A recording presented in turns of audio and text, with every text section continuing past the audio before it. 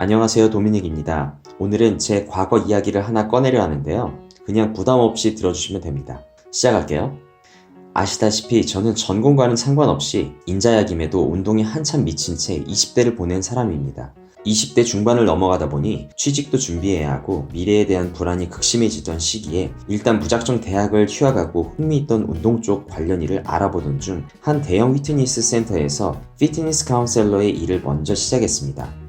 평소 낯가림이 심하고 사람 만나기 부담스러워하고 귀찮아서 입도 잘 안 열고 거짓말은 더더욱 하기 싫어하는 저였기에 고객 상담을 통해 회원을 끊는 방식의 영업은 참 저에게 맞질 않았습니다. 하지만 제 예상과는 다르게 평소 인상이 좋다, 목소리가 좋다라는 말을 들어왔던 저여서 그런지 생각보다 좋은 성과를 올려 당시 나이치곤 꽤 많은 급여를 받게 되었죠. 근데 이 일을 1년 넘게 하다 보니 피트니스 센터에서의 생리를 어느 정도 알게 되었고 퍼스널 트레이너가 어떻게 일을 하며 돈을 버는지 굉장히 가까이서 지켜볼 수 있게 되었습니다. 그걸 보니 왠지 저도 할 수 있을 것만 같더라고요. 좋아하는 운동도 하면서 돈도 벌 수 있다니 그 당시 저로선 굉장히 부러운 모습이었습니다. 그래서 이후에 잘 다니던 직장을 때려치고 저는 공부의 시기를 거친 뒤 다른 대형 피트니스 센터 PT에 도전하게 됐습니다. 처음 채용되어 함께 교육받던 동기들보다는 모든 면에서 앞섰다고 생각했습니다. 교육 내용도 평소 다 알고 있던 거라 쉬웠고 꽤 자신도 있었습니다. 하지만 결국 반년도 채우지 못한 저는 곧 PT 생활을 그만두게 됩니다. 지금부터는 개인적으로 느꼈던 경험과 감정을 토대로 이야기를 하도록 하겠습니다. 제가 하는 이야기가 피트니스 시장 전체를 표현하는 거라 생각하지 마시고 그냥 재미로 들어주세요. 픽션 없는 단편적인 제 경험이라고만 인식해 주시기 바랍니다. 제발요. 자, 제가 트레이너를 포기한 첫 번째 이유는 바로 세일즈 때문이었습니다. 아마 저와 비슷한 많은 분들이 이것 때문에 일을 그만두지 않으셨을까 싶네요. 아니, 세일즈를 잘했던 사람이 왜 세일즈 때문에 그러는지 이해가 안 가신다고요? 네, 사실 당시도 그렇고 지금도 그렇고 운동으로 돈 벌리는 방식은 다 비슷한 것 같더라고요. 단순하지 않고 복잡해 보여야 하고요. 익숙하지 않고 신선해야 하고 쉽지 않고 어려워 보여야 하더라고요. 어차피 근본은 다 거기서 거긴 경우가 대부분인데 자꾸 뭔가 새로워 보이는 걸로 꾸며서 자신의 실력을 과장시켜야 하고 회원을 무조건 힘들게 훈련시켜서 단기 목적을 달성시켜야 한다라는 식이 많았습니다. 또 트레이너의 경력 및 성향에 따라 다르긴 하지만 고객 DB도 없고 기존 회원도 없는 저 같은 초짜 트레이너에게는 단기간에 매출을 채워야만 하기에 뭔가 편법을 쓰거나 서두를 수밖에 없더라고요. 그렇다고 제 몸이 빌더급으로 좋거나 스펙이 타고난 것도 아니니까요. 이것이 바로 두 번째 이유긴 하겠네요. 제가 스펙이 좋지 않기에 힘들긴 했습니다. 키가 크고 잘생기고 몸이 어느 정도 좋아 보이면 티칭 및 운동 수행 능력은 떨어지는 사람일지라도 매출을 잘 올릴 수가 있었죠. 하필 저는 당시 스트렝스 훈련에 빠져있던 터이기에 몸도 그리 우락부락하지는 못했고요. 체중이 많이 안 나가다 보니 옷을 벗고 있으면 모를까 또 입고만 있으니 더했겠죠. 세 번째 이유는 역시 이렇게 주눅이 들다 보니 이런 생각이 들었습니다.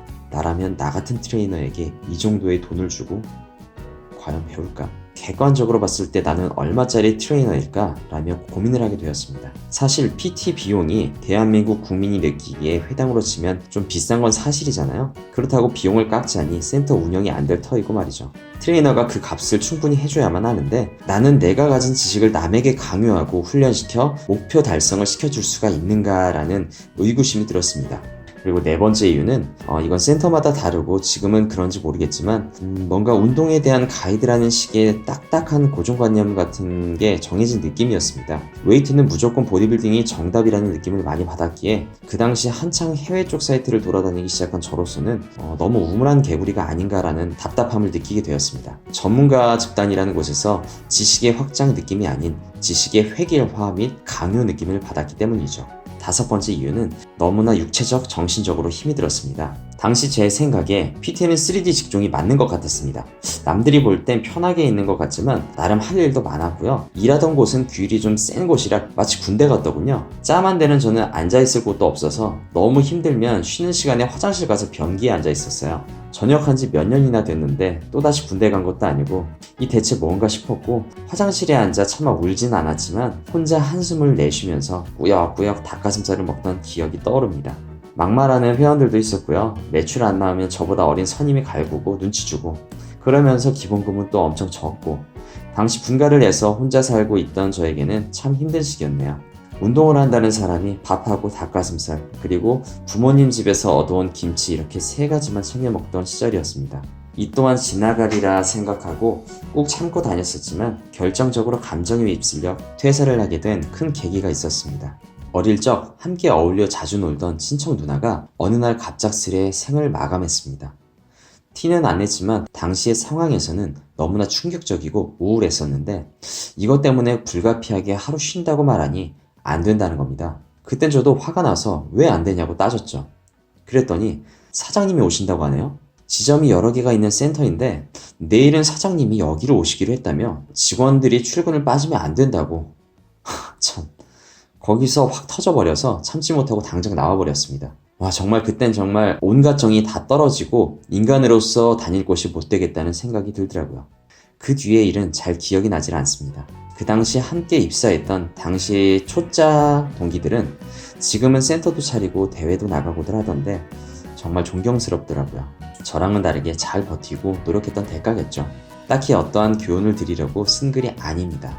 저는 과거에 이런 일을 겪었고 그 뒤로는 지금까지도 헬스장에 발을 붙이질 않고 있습니다. 이후 전혀 다른 분야의 회사에 취직하여 나름 만족스러운 인생을 살아왔고 지금까지도 잘 살고 있습니다. 그래도 아이러니한 건 그 뒤로 헬스장이란 곳에 발을 안 들였을 뿐 운동은 집에서 꾸준히 하고 있었네요. 이상 도미닉이었습니다.